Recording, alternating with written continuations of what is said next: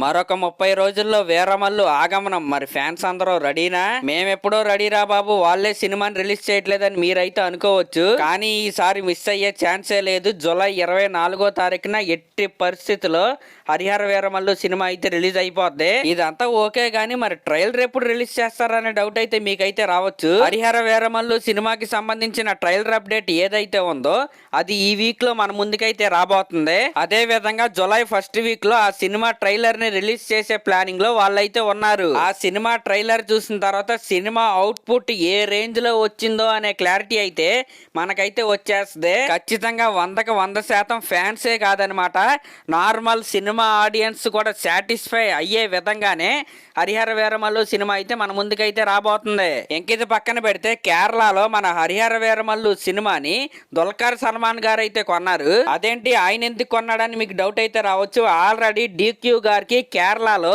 ఒక production house అయితే ఉంది. ఆ ప్రొడక్షన్ హౌస్ పేరేంటంటే వే ఫేరర్ అనమాట. ఇప్పుడు వాళ్ళే కేరళ మొత్తం కూడా హరిహర వీరమల్లు సినిమాని అయితే డిస్ట్రిబ్యూట్ చేయబోతున్నారు. హరిహర వీరమల్లు సినిమా అనేది ఒక pan Indian cinema. Telugu, Hindi, Tamil, Kannada, Malayalam లాంటి 5 లాంగ్వేజెస్ లో ఈ సినిమా అయితే రిలీజ్ అవ్వబోతుంది. ఈ సినిమాని పాన్ ఇండియా రేంజ్ లో బడ్జెట్ పెట్టి అంత కష్టపడి సినిమా తీశారు కాబట్టి ఈ సినిమా ఇన్నిసార్లు అయితే పోస్ట్ పోన్ అయింది.